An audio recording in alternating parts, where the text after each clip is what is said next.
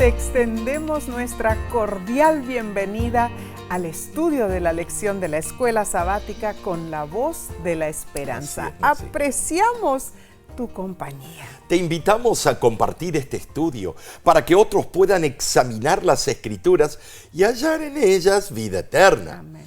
Y si no lo has hecho, suscríbete al canal de YouTube de La Voz de la Esperanza. Pidamos la bendición celestial. Padre que moras en los cielos, he aquí estamos con nuestros amigos y amigas juntos para estudiar la palabra de Dios. Y es nuestro deseo, Señor, que tu presencia se haga manifiesta en nosotros. Esto lo pedimos y lo agradecemos en el nombre de Cristo Jesús. Amén. Amén. Bueno, en los últimos 3 meses fuimos privilegiados de presentar evangelismo en muchos lugares, en San José, Costa Rica, en Lynn, Massachusetts, en Nashville, Tennessee y Manassas, Virginia, ¿no es cierto? Saludamos a nuestros hermanos y hermanas, a quienes vimos personalmente en esos lugares.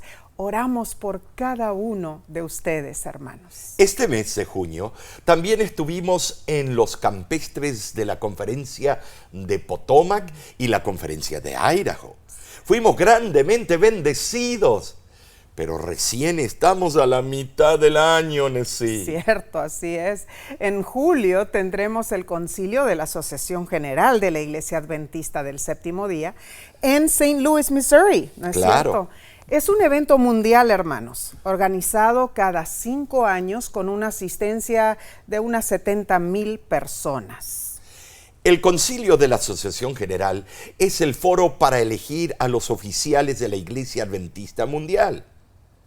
Oramos para que Dios dirija su santa obra y siga utilizando a la Iglesia Adventista como esa antorcha para iluminar este mundo con las verdades bíblicas. Así sea.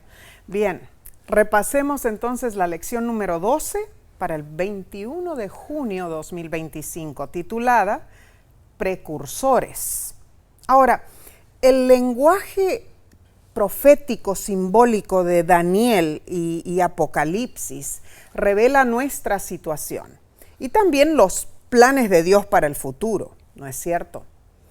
Sin embargo, hermanos, a veces esto puede convertirse en un semillero de toda clase de, excentricidades y problemas. Esto es cierto. Por eso nuestra perspectiva debe ser que, como el resto de la Biblia, Daniel y Apocalipsis nos hablan de Dios. No se trata solamente de códigos o conocimientos ocultos. De verdad son registros de cómo Dios se relaciona con nosotros, cómo Él planea restaurar la armonía y sanar los daños causados por el pecado. El texto de esta semana se encuentra en 2 de Timoteo, capítulo 1, versículo 7, y dice así: porque no nos ha dado Dios espíritu de cobardía, sino de poder, de amor y de dominio propio. En las últimas semanas estudiamos historias bíblicas y salmos que aluden a profecías futuras. Esas historias y salmos ofrecen un panorama, podríamos decir, indirecto, a fin de prepararnos para recibir y comprender el mensaje profético. En esta lección prestaremos atención a las profecías que se refieren explícitamente al tiempo del fin. Omar, la Biblia es un libro de hermosísimas historias, ¿no es cierto? Pero la Biblia no fue escrita solo para entretenernos, hermanos, y no solamente para edificarnos espiritual y moralmente. La Biblia es única en su mensaje de esperanza. ¿Cuál? Que Dios nos salvará.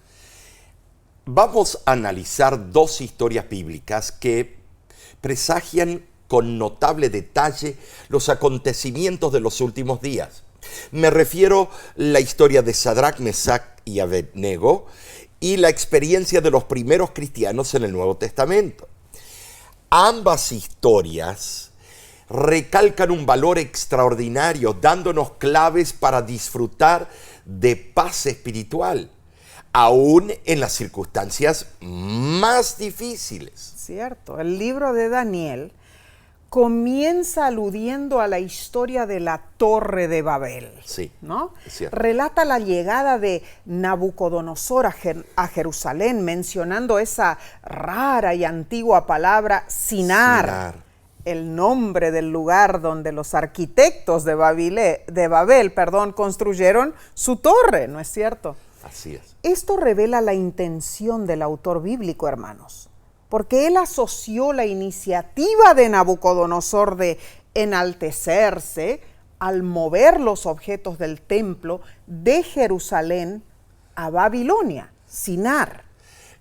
Nabucodonosor tenía la misma mentalidad que los constructores de la Torre de Babel. ¿Sabes, hermano? Él quería ocupar el lugar de Dios. Desde el principio del libro, Daniel reveló la clave del sueño, refiriéndose a la mentalidad de Babel que tenía Nabucodonosor.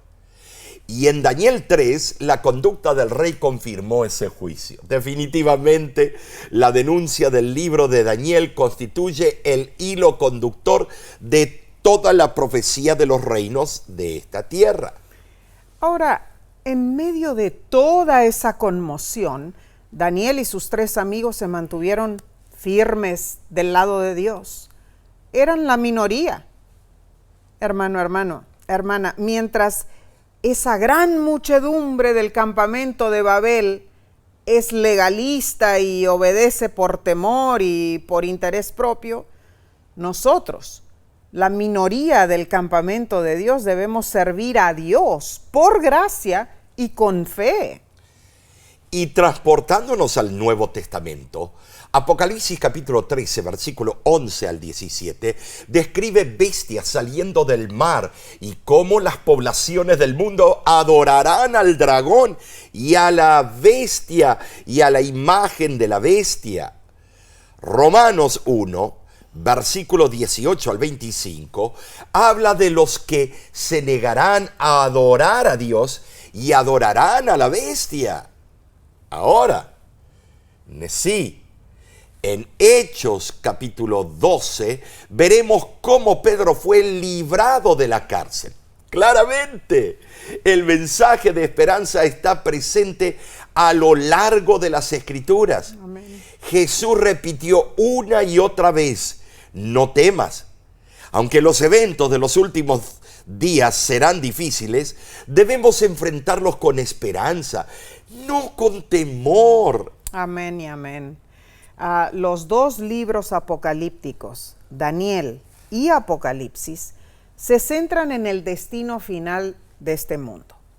Los 2 libros están interrelacionados y definitivamente debemos consultarlos conjuntamente. Cierto. La lección de esta semana abordará primeramente la línea general de los eventos proféticos revelada en la profecía de Daniel 2. Luego, consideraremos los últimos días de la historia humana. Estudiaremos cómo la profecía de Daniel revela el poder del mal, llegando a su cumplimiento en el cuerno pequeño de Daniel 7 y 8 y en la bestia de Apocalipsis 13 y 14. Este estudio es tremendo. Sí. Promete ser fascinante. Muy bien, hermanos. Analicemos entonces la lección del domingo 15 de junio, titulada Daniel 2 y el enfoque historicista de la profecía. Saben, hermanos, Daniel 2 no apela solo a Nabucodonosor, sino a todos nosotros. El contenido bíblico de Daniel 2 refleja un carácter apocalíptico revelando la naturaleza salvífica de Dios. Amén. Manifiesta la verdad absoluta en su esencia, revelando infaliblemente el plan de Dios a lo largo de la historia. Daniel 2 es una de las profecías más poderosas de la Biblia. Léela en tu tiempo personal de estudio. Casi 6 siglos antes de Cristo, hermanos, el profeta expuso la historia mundial, comenzando con Babilonia, luego extendiéndose a Medo-Persia, Grecia, Roma y la desintegración de Roma en las naciones de la Europa moderna, tal como la conocemos hoy día. Bueno, claro que se fragmentaron esos poderes y ¿cierto? ahora son decenas y decenas de países. Así es. Hablando de esas naciones europeas, Daniel 2:43 explica algo espeluznante. Dice, así como viste el hierro mezclado con barro, se mezclarán por medio de alianzas humanas, pero no se unirán el uno con el otro. ¿Sabes, hermano? Esto significa que los reyes intentarían mezclarse usando la descendencia humana, alianzas políticas, matrimonios mixtos y a veces hasta incesto, etc. Esta profecía se ha cumplido asombrosamente. Pero pese a todos los esfuerzos, los poderes mundiales siguen divididos. La lección lo ejemplifica con la monarquía británica, la Casa de Windsor. Ese nombre es, relativamente nuevo, establecido en 1917, porque originalmente la familia se llamaba Casa de Sajonia, Coburgo y Gotha, un nombre típicamente alemán. Muchos miembros de la realeza británica, al mezclarse con la estirpe humana de casamientos, se emparentaron consanguíneamente con los alemanes. Ahora, Omar, pasó lo que pasó, ¿no es cierto? Sí. Porque esos lazos no fueron suficientes para protegerlos de la guerra. No, esa parte del mundo Claro. se ha pasado en guerras. En primer lugar, durante la Primera Guerra Mundial, queriendo distanciarse de sus odiados enemigos, Britania cambió el nombre a Casa de Windsor. En Daniel capítulo 2, Nabucodonosor presenció el futuro del mundo en su sueño. Vio una imagen grande de unos 30 metros de altura por 2 metros de anchura. La cabeza era de oro, pechos de plata, vientre de bronce, piernas de hierro y pies parte de hierro y parte de barro cocido. Repentinamente, una piedra fue cortada, no con mano humana, y fue lanzada a los pies de la estatua, derrumbándola y formando un gran monte. Nota que la piedra pega donde es el balance de todo el cuerpo. En el boxeo, en lo que sea, ahí es a donde está el balance y hay que cuidar esas piernas. Daniel se dispuso a declarar la interpretación. Le explicó al rey que la visión comenzaba con Babilonia, representada por la cabeza de oro. Y dicho y hecho, el oro fue usado por Nabucodonosor a diestra y siniestra. Luego le describió los siguientes imperios que reinarían en este mundo. Bueno, la profecía se cumplió, ¿no es cierto? Claro. Veamos, Babilonia reinó del 605 a.C. al 539 a.C. Le siguió el imperio de plata, Medo-Persia, del 539 al 331 a.C. Veamos, de ahí le siguió el tercer reino.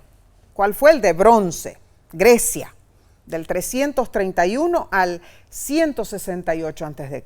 Y el cuarto imperio fue como el hierro, Roma, del 168 a.C. hasta el 476 después de Cristo. Luego, los pueblos arrianos bárbaros invadieron. Caducó Roma occidental, dividiendo Europa en 10 pueblos. A ver, érulos, vándalos, ostrogodos, visigodos, suevos, anglos, lombardos, francos, burgundios y alamanes. Algunos de esos reinos fueron fuertes como el hierro y otros débiles como el barro. Pero la profecía sigue. En tiempos de los dedos de los pies de la estatua, intentarían formar el quinto imperio mundial mezclándose con simiente humana. La palabra utilizada es en el idioma original Enash, traducida como humanidad, y simiente significa descendiente. Recuerden que esa parte fue escrita, la única parte en la Biblia, en arameo. Todas las potencias mundiales vigorosamente buscan vincular su nacionalismo. Pero, Nesí, las tentativas de controlar las naciones en un imperio único han fracasado. Lo vimos a través de la historia. La profecía de Daniel ha soportado y seguirá soportando la prueba del tiempo. Cierto, históricamente ha habido muchas alianzas políticas entre las naciones. Mandatarios de amplia visión han buscado una confederación de naciones, pero sus experimentos se han frustrado, ¿no es cierto? Ahora, la profecía, hermanos, nunca declaró específicamente que no podría haber una unión transitoria entre naciones utilizando fuerza de armas o dominación política, pero sí afirma que si se intentase o se lograse formar tal unión, las naciones que la integrasen no se fusionarían orgánicamente, continuarían sus recelos mutuos y hostiles, lo que lógicamente condenaría a esa unión a la ruina. Claro que sí. Históricamente comienza con el sacro emperador romano Carlomagno. Lo intentó la familia de los reyes de Francia, los Luises, los intentaron. Napoleón, Bonaparte, no Malaparte, buscó unificar los poderes mundiales. El Kaiser trató de hacerlo y por supuesto Hitler se dispuso. También Stalin, sí. Lenin, también Mao Zedong, pero todos fueron derrotados. Tremendo, en verdad, estimados, hermanos. La profecía decía, mas no se pegarán. Notemos, el éxito pasajero de algún dictador o de alguna nación nunca debe señalarse como un fracaso de la profecía de Daniel, hermanos. Indudablemente, Satanás podrá formar una unión transitoria de todas las naciones. Apocalipsis 17 lo refleja. Pero esa confederación será efímera. En poco tiempo se volverán uno contra el otro. Y lo que nos espera en el tiempo del fin, ¿te preguntas por qué? Por las célebres y reveladas palabras que acabo de mencionar.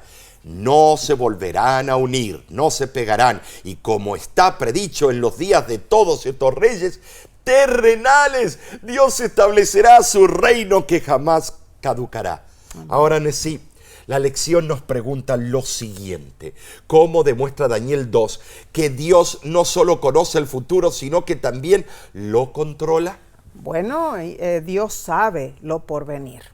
Desde el principio, el concepto de que Dios tiene control sobre todo es lo que llamamos soberanía. La soberanía de Dios se define como su control completo y total. En toda circunstancia, sobre toda criatura, en cada momento de la historia. Muy bien dicho. No está sujeto a ninguno, no es influenciado por nadie, es absolutamente independiente. Dios está al control de todo, porque todo lo que ocurre es permitido por Él para que sus propósitos perfectos se cumplan. Entonces podemos confiar en Dios, ¿no es cierto? Sí. Porque estamos constantemente en su mente para que seamos salvos. Cubriremos el estudio del lunes 16 de junio, titulada La adoración de la imagen. Oh, tremendo. Inicialmente Nabucodonosor quedó boquiabierto con la interpretación del sueño. Pero eso no duró mucho. Enseguida se dedicó a desafiar el mensaje de Dios. Ya sabes la historia. Nabucodonosor no se conformó con ser la cabeza de oro. Él quiso ser todo el cuerpo. Se proclamó rey eterno y así lo indicó construyendo una estatua de oro macizo. Algunos dicen de 27 metros, pero en sí la gran mayoría de los arqueólogos están de acuerdo con 30 metros. En esencia, Nabucodonosor erigió esa imagen para reemplazar el reino eterno de Dios, para decirles que Babilonia duraría hasta la eternidad. Wow. Bueno, ¿cuál era el mensaje que quería dar el rey? Completa usurpación. Babilonia no caerá nunca y Nabucodonosor será el monarca eterno. Claro, cualquiera que se atreviera a desafiarlo sería condenado a muerte. Claro. Esto nos sirve como un poderoso recordatorio, hermanos, de que nuestro deseo humano de autodeterminación puede cegarnos ante la verdad de cómo se desarrollará el gran conflicto. Y saben, sí, ahí podemos ver cómo se formará el nuevo orden mundial. Claro. Él estaba formando un nuevo orden. Seguro. En su tiempo. Entendamos que se hizo una imagen. Una imagen es más que la ley dominical. Esa señal de esa imagen es respetar el poder civil para que pueda ejercer entonces la bestia. Ahora, la actitud de Nabucodonosor resuena a la de Lucifer también. Narcisista, ambicioso, engreído, como algunos de los presidentes hoy en día, y lo suficientemente orgulloso como para rebelarse contra la autoridad divina. Cierto. Pero la lección también enumera marcadas diferencias. Fíjate, Nesí, Lucifer cayó hasta llegar al punto sin retorno. En cambio, Nabucodonosor llegó a creer en Dios y probablemente lo encontraremos en el reino que originalmente él luchó con tanto ahínco por desafiar. Muy interesante.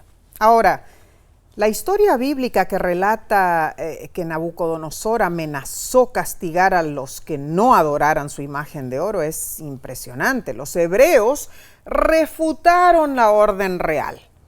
Leamos Daniel capítulo 3, versículos 17 al 18. He aquí nuestro Dios a quien servimos puede librarnos del horno de fuego ardiendo, y de tu mano, oh rey, nos librará. Y si no, sepas, oh rey, que no serviremos a tus dioses, ni tampoco adoraremos la estatua que has levantado. Los desobedientes enfrentan violenta persecución. La Biblia menciona a 3, Sadrac, Mesac y Abednego. Concretamente fueron intimados de muerte, a ser arrojados en un horno de fuego ardiente. Asimismo, en el tiempo del fin, habrá una pena de muerte. Ahora, se emplearon diversas estrategias para convencer a los hebreos a postrarse. El símbolo punitivo se representó explícitamente por el horno, a los pies de la gran imagen.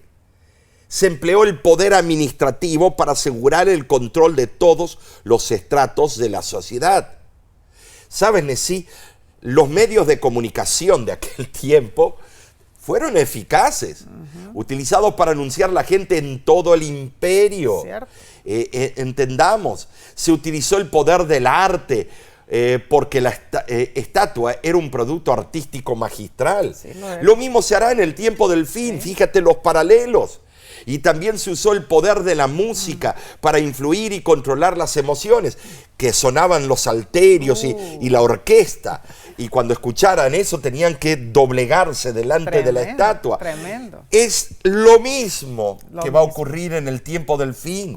Todos los elementos se unirán para formar no solo la imagen, sino volverle a dar el poder a la bestia que fue herida y se está curando su herida. Tremendo. Bueno, los hebreos, los 3 hebreos resistieron. Ellos no flaquearon en su convicción de mantenerse fieles a Dios. Notemos los 2 bandos de adoradores que están claramente definidos y delineados. Los de Babel y los de Dios. Los de Babel hacían ruido, gritaban a voz en cuello. Los de Dios guardaban silencio. No es necesario que respondamos, dijeron ellos. Muy interesante. Los del bando de Babel eran poderosos, sátrapas, administradores, magistrados, capitanes, tesoreros, consejeros, jueces y todos los gobernadores de las provincias. Los del bando de Dios eran humildes, de baja eminencia. Se los identifica como unos varones judíos. También vemos que los del bando de Babel eran numerosos, todo el pueblo babilónico. Los del bando de Dios eran solo 3 hombres. Los del bando de Babel estaban orientados al presente. Cuando oyeron el edicto, ¿sí? todo el pueblo adoró. Los del bando de Dios estaban orientados hacia el futuro. Dios podrá librarnos. Amén. Por último, el pueblo del bando de Babel era legalista y obedecía por temor, por interés propio.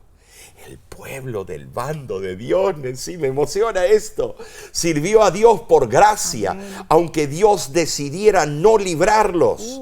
Daniel 3:18. Tremendo. Ahora, ponte a pensar, hermano, hermana. ¿No habría sido fácil para esos 3 hombres buscar una excusa para evitar la peligrosa situación? ¿Acaso fueron fanáticos ellos al disponerse a morir quemados por el simple hecho de no adorar la imagen? Piensa en esto, ellos podrían haber fingido, podrían haber aparentado que se inclinaban a ajustar sus sandalias mientras oraban al Dios verdadero. ¿Crees que realmente valía la pena enfrentar la muerte? Obviamente así creyeron ellos, aunque expresaron ser conscientes de que tal vez no escaparían con vida. Debemos hacernos la pregunta que postula la lección en forma personal. ¿Cómo podemos evitar racionalizar las oportunidades que pueden comprometer nuestra fe? Oh, el diablo busca moldarnos a sus maquiavélicos designios. Lo hace sigilosamente animándonos a hacer concesiones en la cotidianidad de nuestras vidas. Te doy un ejemplo. Martín es un joven que creció en una familia cristiana. Me contó que una noche sus amigos lo invitaron a una fiesta. Me dijo: pastor, había griterío y en medio de la música estridente alguien me ofreció una píldora. Quise rechazarla, pero sentí la presión de grupo. Algo en mi cabeza me decía: no lo hagas, Martín. Pero otra voz me decía: atrévete, Martín. ¿Tienes pantalones? Caí en la tentación y tomé la píldora. Inmediatamente todo explotó con colores y no pude pensar. Martín cayó en una espiral del vicio. Gracias a Dios su familia lo ayudó. Enviaron a Martín a un centro de rehabilitación y pudo salir del embrollo en el cual se había metido anteriormente. Los hebreos en Babilonia también se enfrentaron a la presión de grupo y a la presión de Nabucodonosor, pero no se doblegaron. Y la milagrosa liberación de esos 3 hombres impresionó tan profundamente al rey que cambió su opinión. Omar, finalmente Nabucodonosor reconoció al único Dios verdadero. Hermano, hermana, que Dios nos ayude a mantenernos firmes en nuestras creencias y valores, incluso cuando los demás puedan presionarnos para hacer lo contrario. Pasemos a la lección del martes 17 de junio, titulada Otra imagen y la orden de adorarla. Daniel 3 revela el mandato: adorar la imagen o morir. Apocalipsis refleja ese mandato: rendir culto a una imagen so pena de muerte. Dice Apocalipsis 13:15, se le permitió infundir aliento a la imagen de la bestia para que la imagen hablase e hiciese matar a todos los que no la adorasen. ¿Cómo llegará el mundo a esa situación? Bueno, Jesús amonestó respecto a falsos cristos y profetas, que harán grandes señales, prodigios, engañando aún a los escogidos. Además, Pablo, hermano, hermana, declaró que el anticristo obrará en los últimos días con gran poder, prodigios mentirosos y engaños inicuos. Y Apocalipsis 16:14 dice que los espíritus de demonios que hacen señales irán a los reyes de toda la tierra. Ahora, nuestro mundo actual generalmente no cree en milagros. Cuando ocurre uno, los escépticos lo atribuyen a circunstancias casuales, prestidigitación o fraude.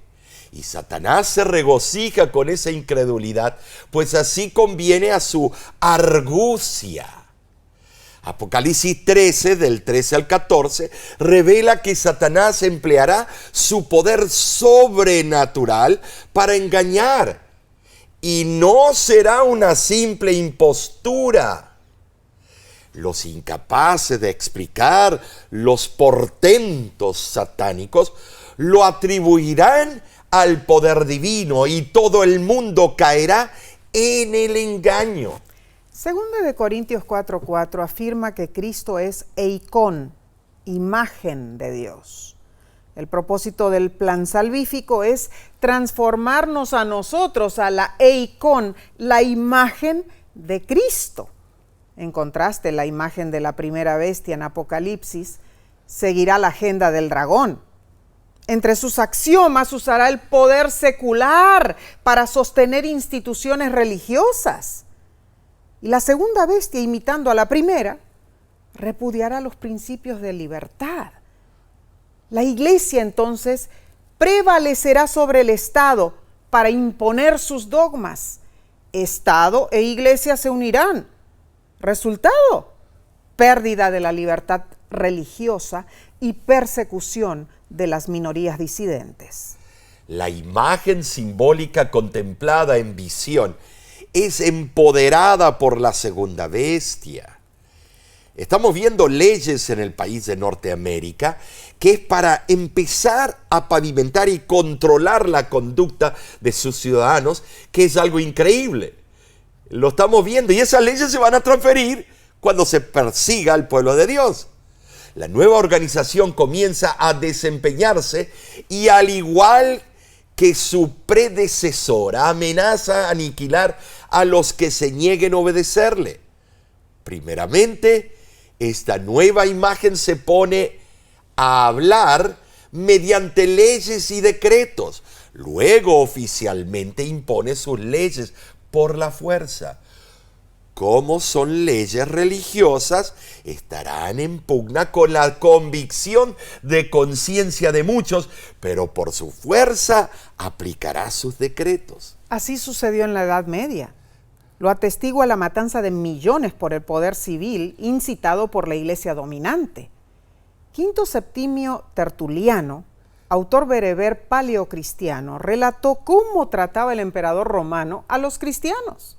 Se nos arroja a las fieras por hacernos retractar, se nos queman las llamas, se nos condena a prisiones y a minas, se nos destierra a islas como Patmos y todo ha fracasado.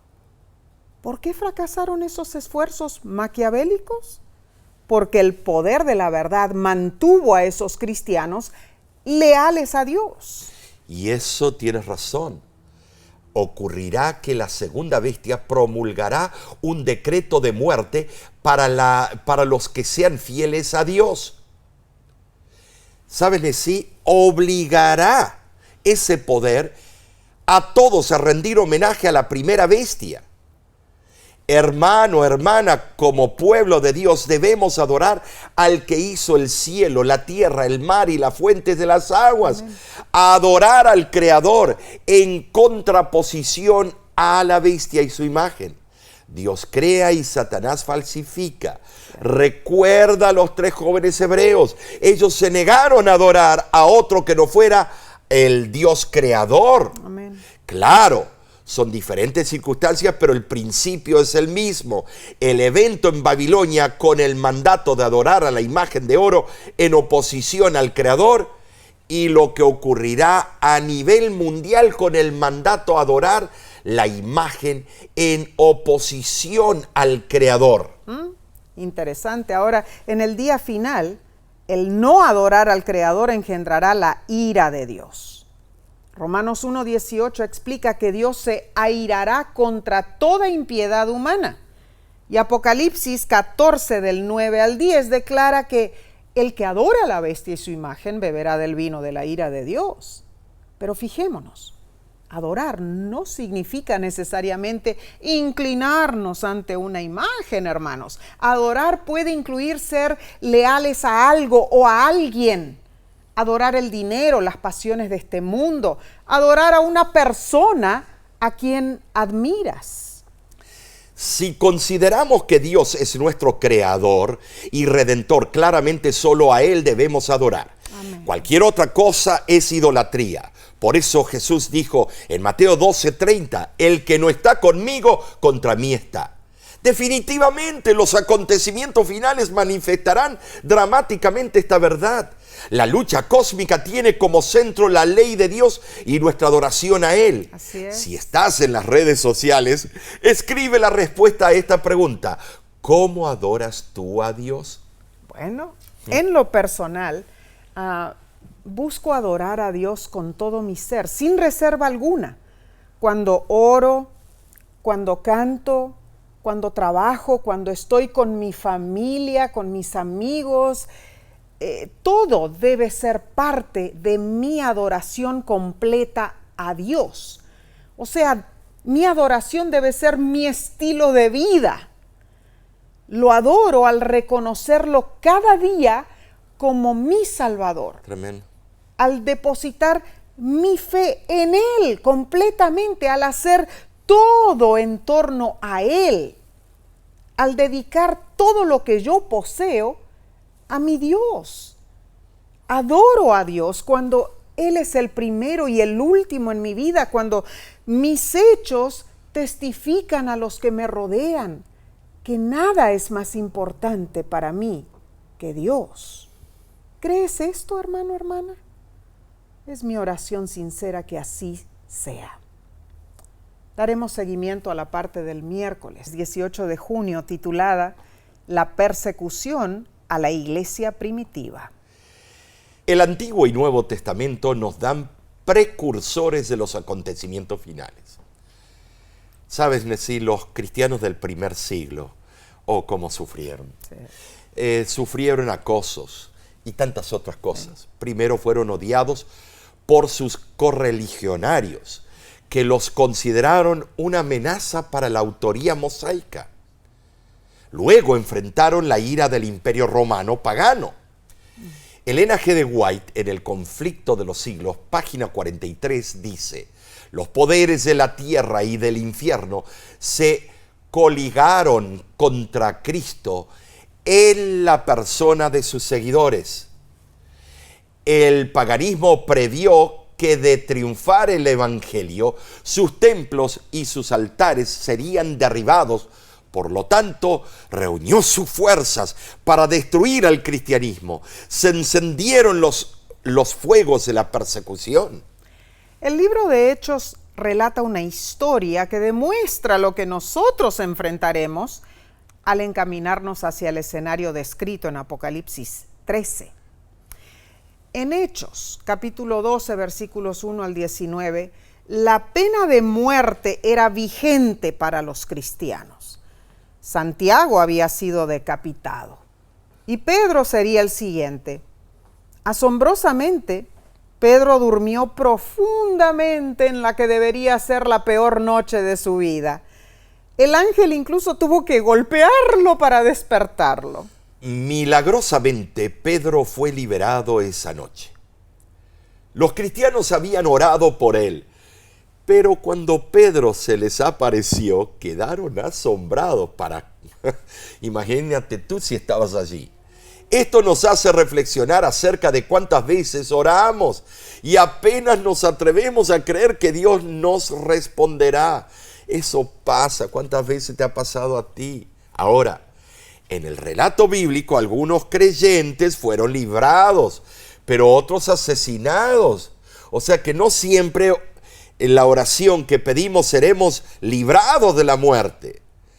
Al acercarnos al tiempo del fin, ocurrirá lo mismo, mis hermanos. Eso es cierto. Pedro fue liberado de la cárcel, pero finalmente murió por su fe.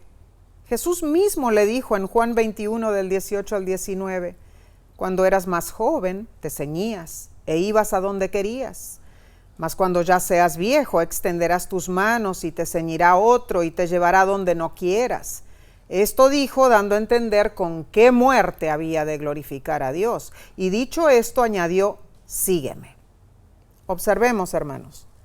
Tras anunciarle a Pedro cómo moriría, Jesús aún le dijo, sígueme. ¿Qué debería decirnos esto acerca de por qué ni siquiera la amenaza de muerte debería impedirnos seguir al Señor? La organización puertasabiertas.org anualmente proporciona un análisis objetivo de la situación por la que atraviesan millones de cristianos en países donde la persecución es muy alta o extrema. ¿Sabes? Actualmente más de 380 millones de cristianos sufren por su fe, siendo perseguidos y discriminados. En el año 2025, puertasabiertas.org, en su lista mundial de persecución hacia los cristianos, reportó a Corea del Norte, Somalia y Yemen como los más fuertes opresores. Esto es triste y cierto. Históricamente, el barro de la estatua de Daniel 2 representa ambicionar el lugar de Dios, o sea, obstruir, maltratar a otras personas, anunciando la idea de que esa persona es Dios o ese poder es Dios. Y esa mentalidad reaparece en el cuerno pequeño de Daniel 7 y 8, aunque los caracteres de usurpación y persecución son más vívidos, más explícitos. Debemos entender, Omar, que así como el barro buscaba ser divino, el cuerno pequeño afirma serlo, ¿no es cierto? Y su arrogancia es acentuada, con una conexión abismal entre usurpación y persecución. El Apocalipsis recalca el mismo escenario aterrador, pero con un simbolismo diferente. La revelación apocalíptica identifica un poder de usurpación, una bestia que afirma ser divina y que persigue al pueblo de Dios. Interesante, cada uno interpreta el barro de los eruditos de una manera muy interesante, ¿no es cierto? Claro, sí, cierto. Estudios intensos de las profecías bíblicas denotan que esa bestia representa una entidad histórica político-religiosa. Por ejemplo, la Iglesia Apostólica Romana, o sea que se llama la Iglesia Universal, la Iglesia Católica. La pregunta es, ¿cómo debemos responder a esta identificación? ¿Cómo debemos relacionarnos con los profesantes de esa religión? ¿Serán nuestros hermanos, Nesí? Porque no solo identificamos la mentalidad de Babel en la Iglesia Apostólica Romana, sino que también en regímenes totalitarios, como el nazismo y el marxismo, estimados. Hay diferentes aplicaciones. Seguro.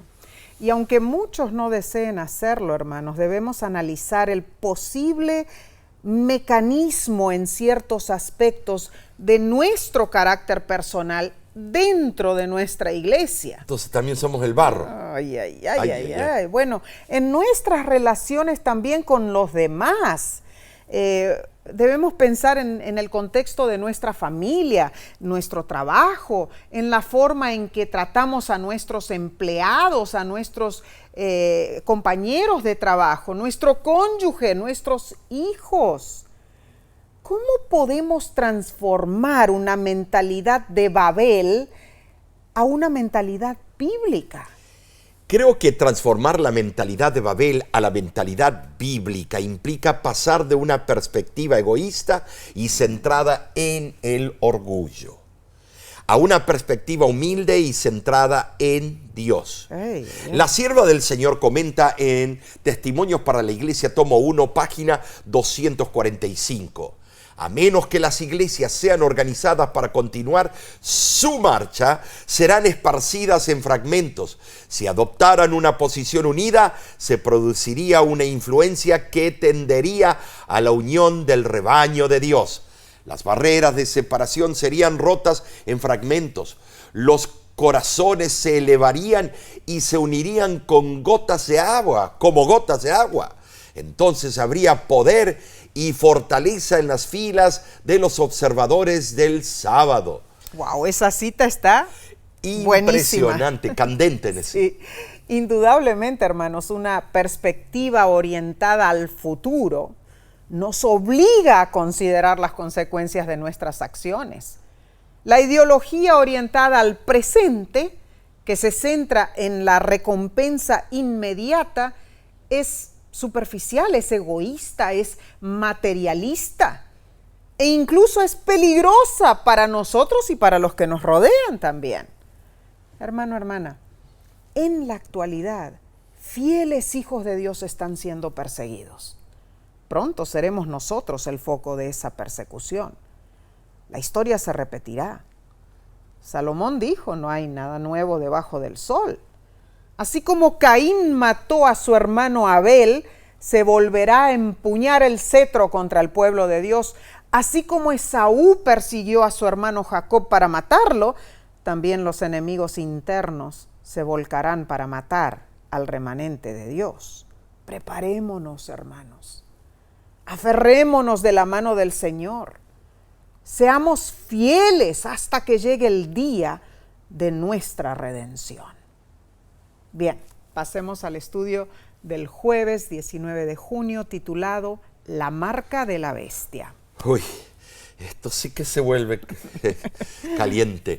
Muchos argumentan que la venida de Cristo no fue inminente para la iglesia primitiva porque ya pasaron 2000 años y Jesús todavía no ha regresado. Los escépticos suelen ridiculizar el cristianismo desafiando la infalibilidad bíblica. Reconocemos que ciertos acontecimientos finales, como el decreto de muerte y la imposición de la marca de la bestia, aún no han ocurrido, pero van a ocurrir. Las dudas abundan en cuanto a nuestra interpretación de los eventos finales, inclusive en algunas de nuestras famosas lugares a donde nacen las ideas. A veces hay grandes teólogos que ponen en tela de juicio estas profecías, incluyendo el hecho de cómo nos enfocamos en el sábado y el domingo como temas centrales en el gran conflicto. Sin embargo, todo esto que dijiste es cierto, Omar, pero el libro de Apocalipsis es claro, hermanos. O adoramos al Creador o a la bestia y su imagen. Siendo que el sábado, el séptimo día, es la señal de Dios como Creador, no debería sorprendernos que el sábado sea primordial en la adoración a Dios.